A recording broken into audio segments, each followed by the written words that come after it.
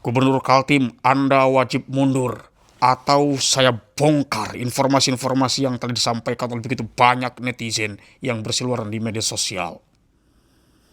Wahai Gubernur Kaltim,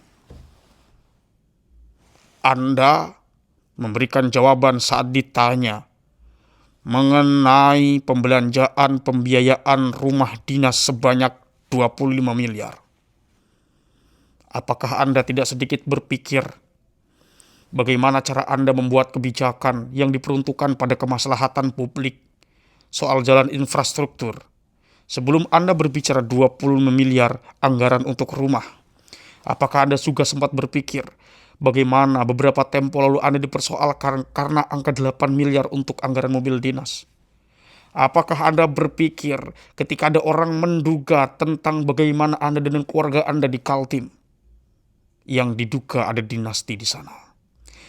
Oh, kita demokrasi dan bla bla bla. Kita tidak mempersoalkan itu. Kita sedang mempersoalkan moralitas manusia. Hei Gubernur Kaltim, apakah Anda tidak sempat berpikir bagaimana kemudian istri Anda yang digadang-gadang dibicarakan seperti noni Belanda, di mana ketika berbaur dengan masyarakat ada gap di sana. Kalau istri Anda adalah seorang influencer, itu bisa dimaklum dan biasa-biasa saja. Tetapi istri Anda adalah seorang anggota legislatif dan merupakan istri gubernur atau pejabat nomor 1 di Kaltim. Apakah Anda tidak kapok ketika Bapak Prabowo Subianto menyindir Anda? Coba teman-teman lihat dulu di sini. Gubernur Kalimantan Timur Rudy Masud kembali jadi sorotan publik. Pasalnya, anggaran renovasi kantor dan rumah jabatannya mencapai 25 miliar rupiah. Saya sedang berpuasa Mas. Usai pengadaan mobil dinas mewah yang mencapai 8,5 miliar rupiah, kini giliran renovasi kantor dan rumah jabatan Gubernur Kaltim, Rudy Masud dan wakilnya Seno Aji yang disoroti publik. Tak tanggung-tanggung, anggarannya mencapai 25 miliar rupiah. Dari data Inaprok Kaltim, anggaran tersebut akan digunakan untuk 57 item. Di antaranya, renovasi ruang kantor gubernur mencapai 6 miliar rupiah, renovasi rumah jabatan gubernur 3 miliar rupiah, renovasi ruang kerja wakil gubernur 1,2 miliar rupiah, dan belanja mebel tembus 1 miliar rupiah, serta fasilitas lainnya yang mencapai ratusan juta rupiah. Yang juga menjadi sorotan terkait pengadaan akuarium air laut di rumah jabatan mencapai 195 juta rupiah. Soal anggaran tersebut, Rudy Masud bilang rumah jabatan sudah puluhan tahun tidak ditempati. Ia juga memastikan penganggaran 25 miliar rupiah sudah sesuai mekanisme yang dilakukan tim anggaran pemerintah daerah, serta dibahas di DPRD dan disetujui oleh Kementerian Dalam Negeri. Ya, jadi teman-teman semuanya, pertama rumah jabatan ini puluhan tahun tidak ditempatin ya. Tentu banyak hal yang harus dibenahi dan semuanya dan sebagainya. Yang jelas semuanya prosesnya sesuai dengan SOP semuanya, sesuai dengan operasional prosedur semuanya. Di situ dianggarkan, dibahas di APD, dibahas dengan teman-teman DPR dan disetujui oleh Kementerian Dalam Negeri. Intinya semuanya transparan, akuntabel, semuanya bisa dipertanggungjawabkan pasti. Saya di rumah dinas biar lebih efektif, efisien, dan lebih produktivitasnya lebih baik. Dinas sebenarnya itu adalah, kami sebenarnya tidak pernah meminta rumah dinas, tapi memang sudah disiapkan. Rumah dinasnya sudah ada, itu 25 miliar. Saya nggak lihat juga ya, karena di situ ada tim TAPD yang melaksanakan kegiatan-kegiatan itu, yang menganggarkan. Itu rumah dinasnya bukan hanya gubernur, tapi juga wakil gubernur.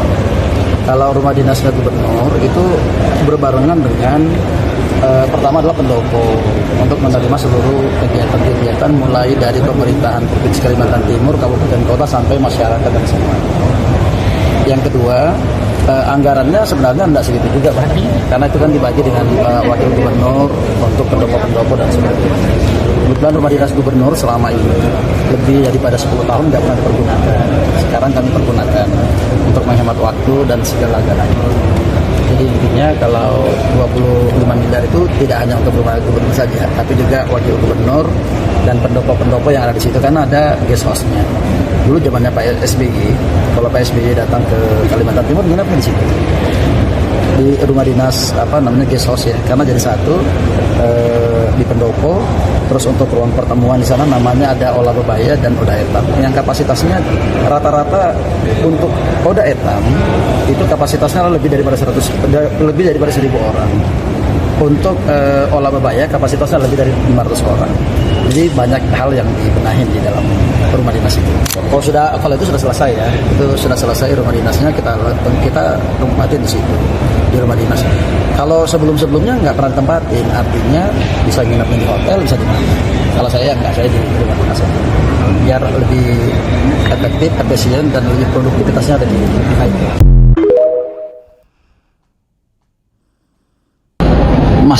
Masa iya kepala daerahnya pakai mobilnya ala kadarnya? Jangan dong. Iya kan, jaga dong marwahnya Kaltim. Ini marwahnya Kaltim, marwahnya masyarakat Kalimantan Timur. Sama mobil, ya kepada teman-teman semuanya, kita sedang berpuasa, tolong tidak terlalu banyak gibahnya. Nanti dosanya berlipat ganda, ya kan. Berkaitan dengan mobil, sampai hari ini Pemprov Kaltim belum menyediakan kami mobil untuk di Kalimantan Timur. Jadi tidak ada mobilnya. Mobil yang ada hari ini adalah mobil pribadi kami pergunakan. Mobil kami tadi sayang tidak tampilkan di sini, hancur semuanya. Tapi nggak ada masalah, ini untuk masyarakat Kalimantan Timur. Mobil Pemprov Kaltim itu baru tersedia yang ada di Jakarta. Di Jakarta, kenapa di Jakarta? Pertama adalah untuk melaksanakan kegiatan-kegiatan menunjang kegiatan-kegiatan kepala daerah. Kalimantan Timur adalah ibu kota Nusantara. Kalimantan Timur adalah miniatur daripada Indonesia. Tamu daripada Kalimantan Timur itu bukan hanya kepala daerah se-Indonesia, tetapi juga adalah dari global. Masa iya kepala daerahnya pakai mobilnya ala kadarnya? Jangan dong. Iya kan, jaga dong marwahnya Kaltim. Ini marwahnya Kaltim, marwahnya masyarakat Kalimantan Timur. Mobilnya ada di Jakarta. Iya, mobilnya ada di sini nggak ada. Mobil saya mobil pribadi. Jadi kepada seluruh masyarakat Kalimantan Timur, mohon doanya agar kita tetap dikuatkan, kita menjalankan amanah. Terima kasih.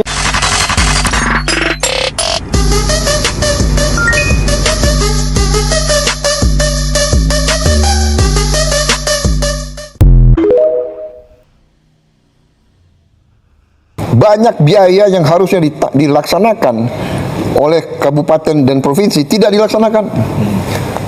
Contoh tadi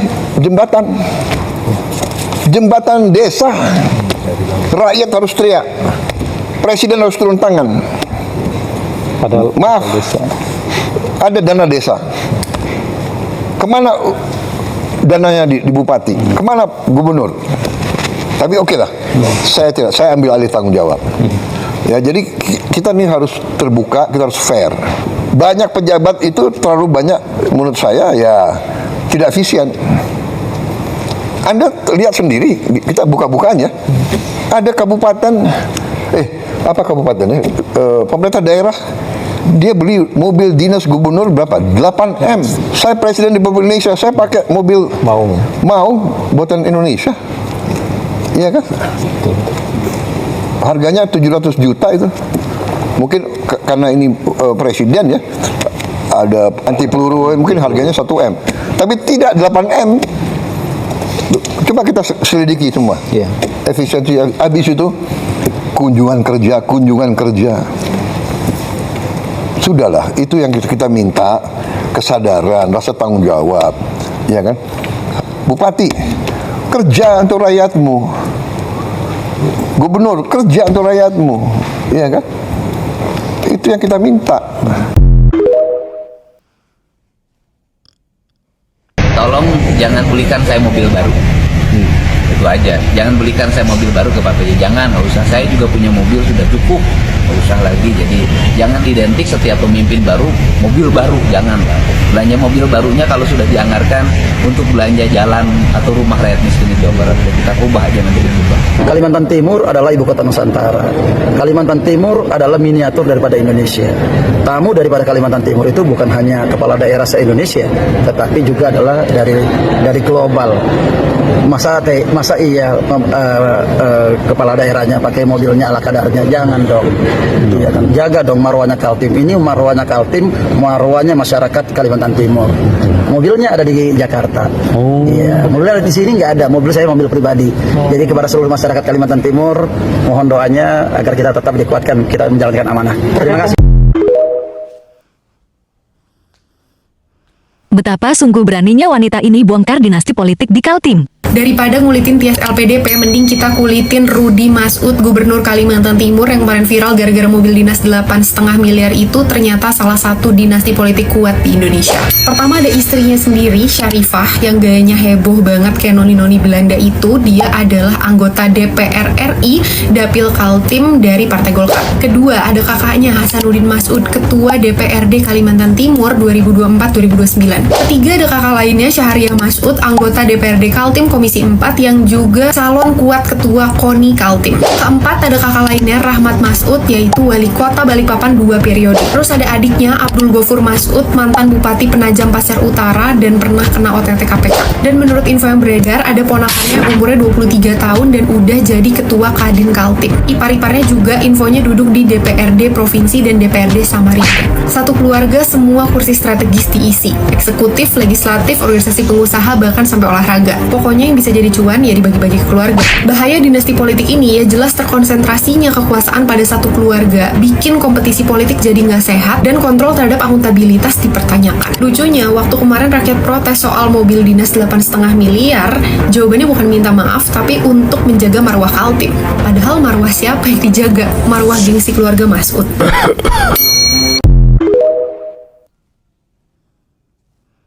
Gubernur yang hadir hari ini, Kang Deddy, Gubernur konten. Nah, mantap nih Kang Deddy nih. Dan terakhir tadi Pak Gubernur Kaltim mengatakan gubernur konten. Alhamdulillah dari konten yang saya miliki itu bisa menurunkan belanja rutin iklan. Biasanya iklan di Pemprov Jabar kerjasama medianya 50 miliar. Sekarang cukup 3 miliar tapi viral terus. Terima kasih.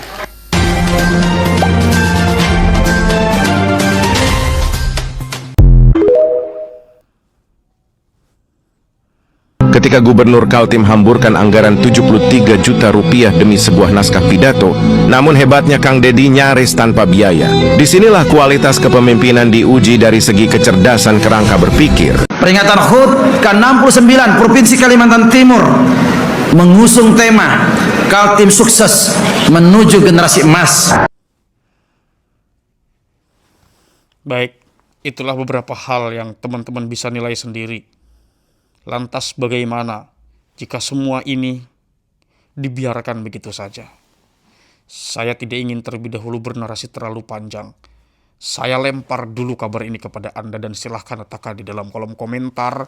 Nanti kita akan cross-check apakah Gubernur Kaltim bisa mengubah diri untuk menjadi lebih baik secara moralitas atau tidak. Suara rakyat untuk kesejahteraan Republik Indonesia harus digaungkan. Sampai jumpa.